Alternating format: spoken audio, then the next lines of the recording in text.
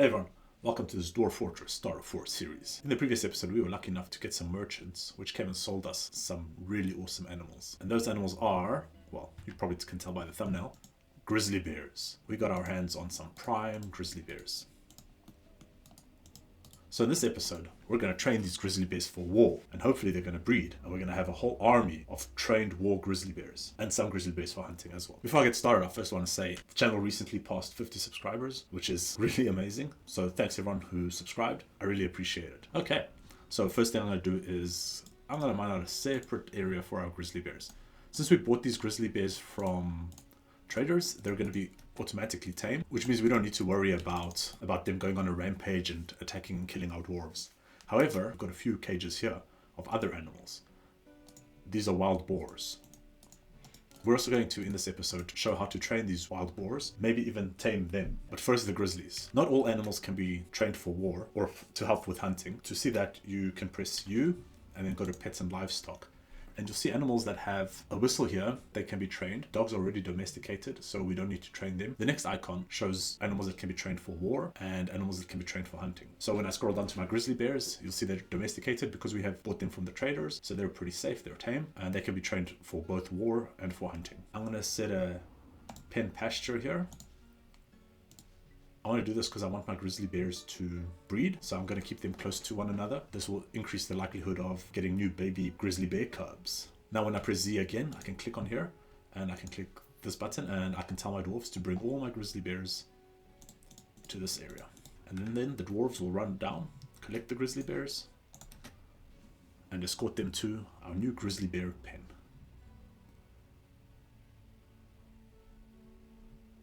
There you go.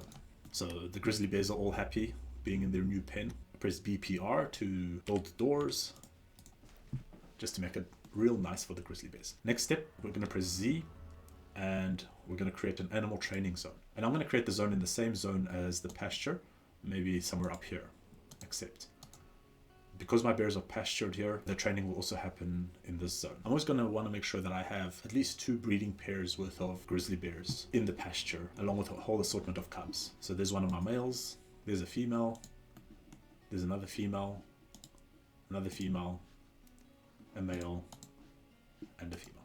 So I've got 2 males and 4 females. Awesome.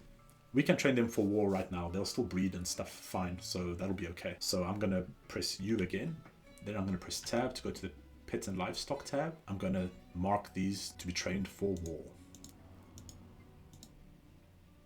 Actually, let's make 4 of them trained as warbears and 2 of them trained as hunting animals. I'm not exactly sure how good of a hunting animal grizzly bear is. I don't think they're very stealthy, but I bet once it gets going, it can go real quick. Now I'm going to unpause, and one of my dwarves should come soon and start training the bears. There we go.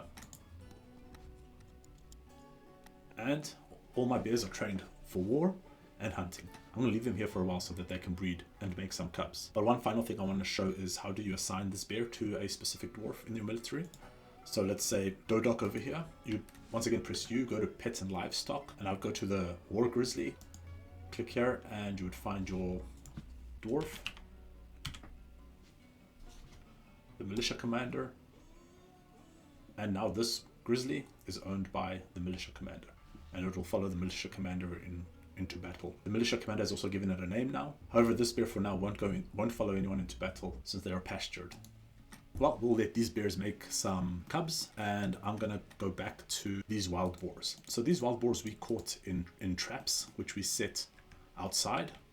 In fact, these wild boars may have even tried to get into our fortress. You can easily see, if you press U and you go to other, you can see what animals are hanging around. Ah, there's a Kia.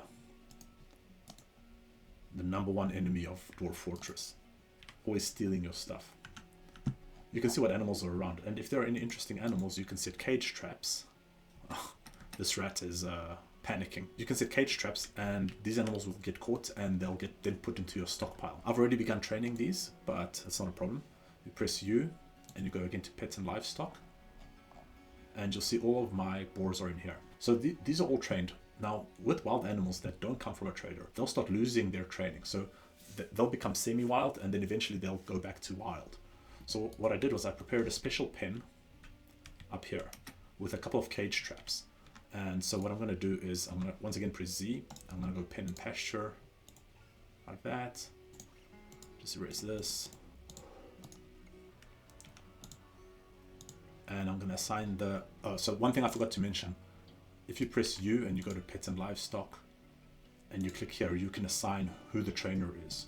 Don't release these animals until they're at least trained. Wild trained is even better. All these wild animals will slowly trend downwards towards wild. You don't want to release these animals until they're at least trained. So all my boars are trained. I basically came in again and I clicked here and I selected the trainer. So for example, like this.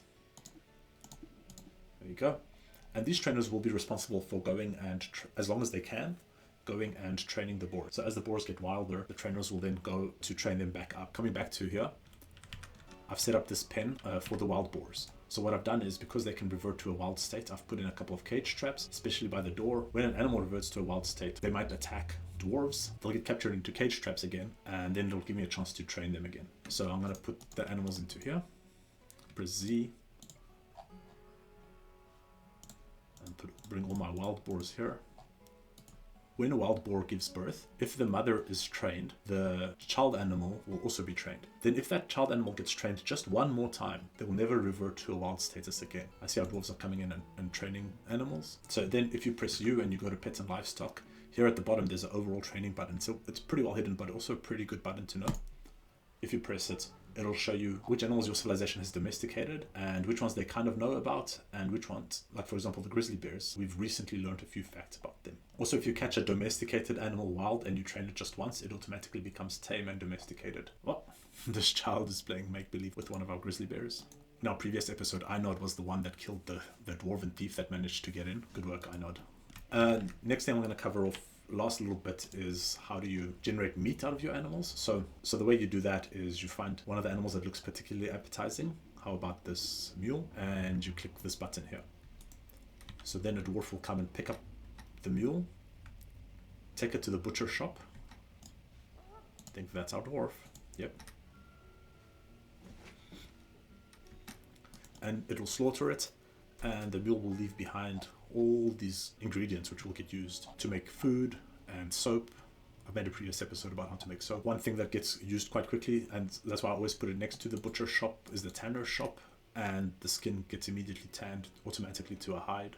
There we go. I've got some mule leather. The next bit, if you go to pets and livestock, if you find that some of your animals are starting to get a bit out of hand, you can geld the animal, which I think can be pretty painful. The final bit when I press U and pets and livestock is this button here. This toggles whether the creature is available as a pet. And so dwarves will adopt pets. They'll get happy thoughts when they spend time with their pets. Unfortunately, as expected, they'll also get sad thoughts when their pet eventually dies. So now that we're busy breeding some grizzly bears and training them for war, even though our fortress doesn't have a big military, we will be able to defend ourselves. A common way is to unpen your bears and allow them to roam. You can assign them to different squad members like I did earlier on. We could potentially pen them somewhere near the entrance or here in our barracks. So if enemies ever get in, the bears will attack them. There is another thing you can do where we can build a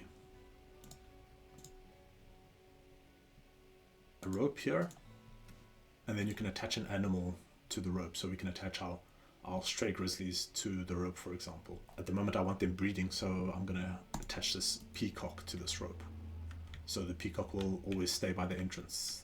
Peacock, the blue guardian of the fort. Of course, as I see this, I noticed that he's gonna keep this door open, so that's probably not a good idea. Let's unassign. Bring him back to here.